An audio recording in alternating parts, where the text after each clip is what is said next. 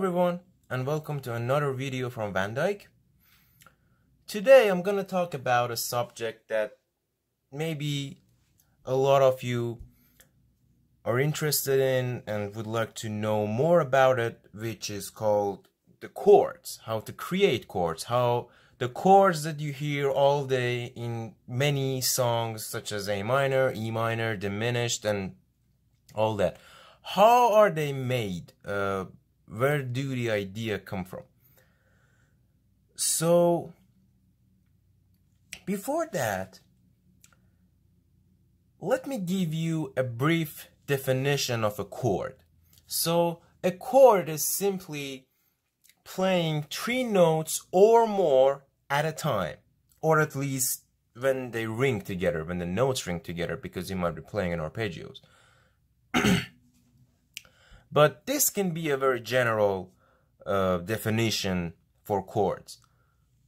Now, before I really get to that, I want to write all the notes we have in music, starting from C, C sharp, D, D sharp, E, F, F sharp, G, G sharp, A sharp, B, and back to C, the octave note.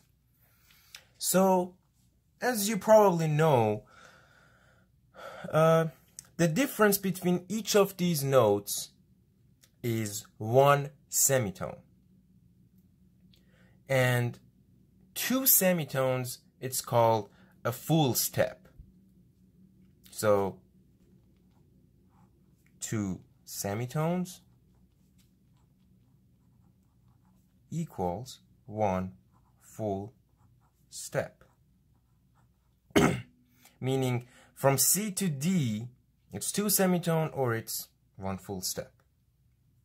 Now, having that said, right now today I want to talk about 4 types of chords, basic chords, and I'm gonna start from the chords with 3 notes. The minimum, as I said, 3 notes or more. So I'm gonna start with the chords that have 3 notes in them, and the most common ones, which are major, minor, diminished, and augmented. So I'll write them down. Major, minor, diminished,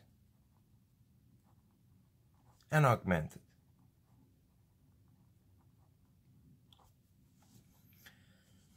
So the reason I've chosen these 4, because there are other chords such as suspended chords, which they also have 3 notes. The reason that I've chosen to start with these, first, it's because they're really common. You can see them everywhere. Let's see, you're seeing the whole page here. You can see them everywhere. They're pretty common, and they're based and they're made from the same degrees of a scale. Now, let's see what do I mean by that. Now, in order to create a chord, let's say you want to create any chords. Now, each chord has a first degree, which is called the root of the chord. Now, in order to make these 4 shapes, we're going to need a first degree, which is up to you to choose whatever you like. And then we have the third, and then we have the fifth. So first, third, and fifth is the same for all of them. Now we'll see what changes. Now, I'm gonna pick a note. Let's say I start from C, which is the simplest one, and it's the first note. Maybe a lot of you are used to starting everything from C, so I'll start from C, but it really doesn't matter. It can be anything. It can be D sharp, it can be F sharp. It really doesn't matter. So I'll pick C as my first note, and I'm gonna see what's gonna happen. So the first one is up to me. The third and fifth, they're gonna come out themselves. I cannot choose them. So how? How are you gonna say what's your third and what's your fifth? It's pretty easy. You're just gonna count. You're just gonna count the notes excluding any sharps. So you probably know like C, D, E, F, G, A, B, which does not include any sharps or flats in it. So that's how you're going to count them. Let's say it like this for now. So if I have C, I just count. I have C, D, and E. So E is my third. Same thing for the fifth. I'm going to count from E, or I can count from C. I'll do it from E. So I have E, F, and G. So G is my fifth. So now I have all the three notes I need to create these chords. Now, some of them will change. We'll see why. Now, as I said, the degrees, the first, third, and fifth, in all these four chords are the same, but with slight differences. Now, what those differences are. If I want to create a major chord, doesn't matter, is it C major, is it D sharp major, if it's E major, it really doesn't matter. Any major chord, the interval, the space, you want to call it, between the first and the third note should be 2 full steps or 4 semitones. I'm going to use full steps from now. This is a rule. And same thing from third to fifth, the interval should be 1.5 full steps.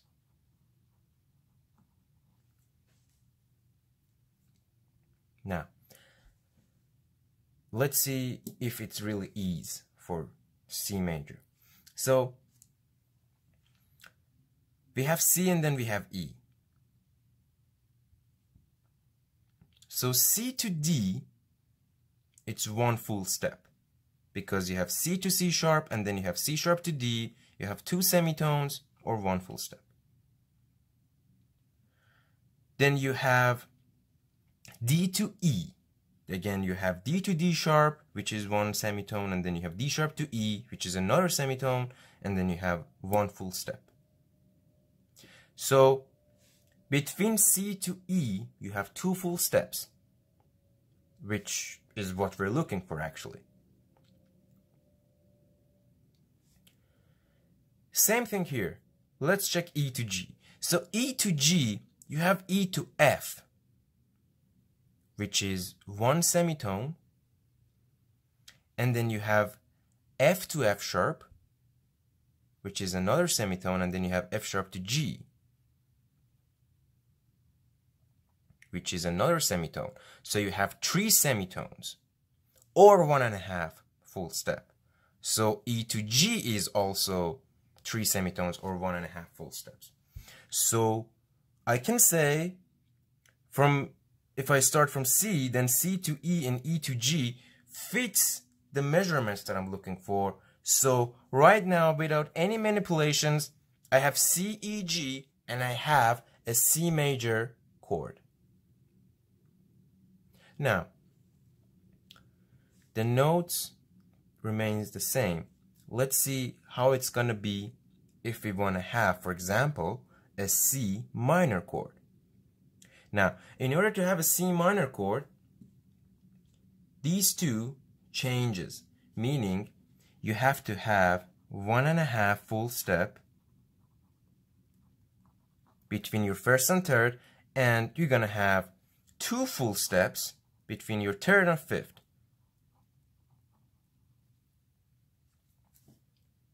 So let's see what that gives us. What are the notes for C minor? So C remains the same because it's not going to change.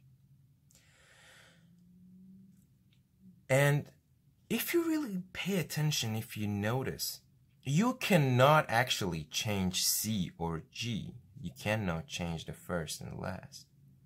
Because if you try to change them, then the whole chord changes. So the only thing that you can change, you can manipulate, is the third in the middle, which totally makes sense. So if you just move E one semitone lower, meaning making it an E flat, then everything works the way we want. So I just took half of this and gave it to this. I took half of this interval and I gave it to this interval. So this became 2 and this became 1.5. Now, some of you might ask that E flat is the same as D sharp. So why don't we use D sharp when we're writing this? The reason is the third degree of C is E, not D. So if you count from C, D, E, the third degree is E. So whatever you want to do, you want to make it a sharp, you want to make it a flat, whatever you want to do, you just have to do it on E. Same thing for G. You cannot do, for example, I don't know, if this is the same as D sharp, you cannot put D sharp there. Although they are the same. D sharp and E flat, they sound the same. They are the same key on the piano. They are the same fret on the guitar. But you cannot put D sharp instead of E flat. As I said, because the third degree of C is E. Same thing for the G. Now, so we're actually figuring out a formula to create our chords, our basic chords we're looking for. Let's see what happens to diminished. Now, the diminished, you have 1.5 full step, just like the minor one. And then you have another 1.5 full step.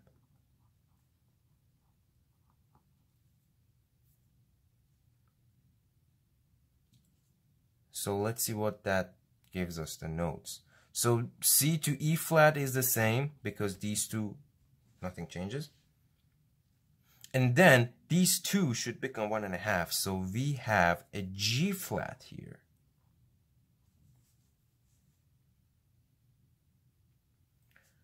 Same thing for the augmented. C is the same. Oh, I'm sorry, I forgot to mention the interval. So for augmented, it's 2 full step. And again, 2 full step. That's why you call it augmented, like added kind of thing. That's why you call this one diminished, because they're all kind of decreased, something like that. Diminished, actually. So we have C to E, which is 2 full steps. And then we want this 1.5 here, which is G, becomes 2. So G becomes G sharp.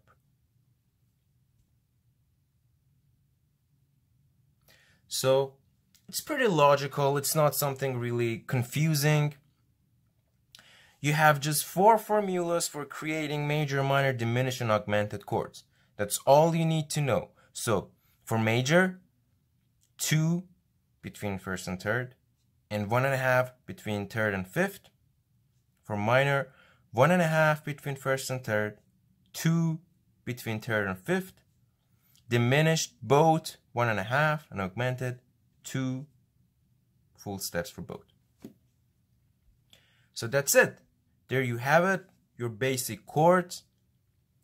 And if you like the video, please give us a like and subscribe. And you might also want to know about the chords that you have in a certain key, which I'm gonna talk about that in another video. I hope you have enjoyed it, and you have a good day and rock on.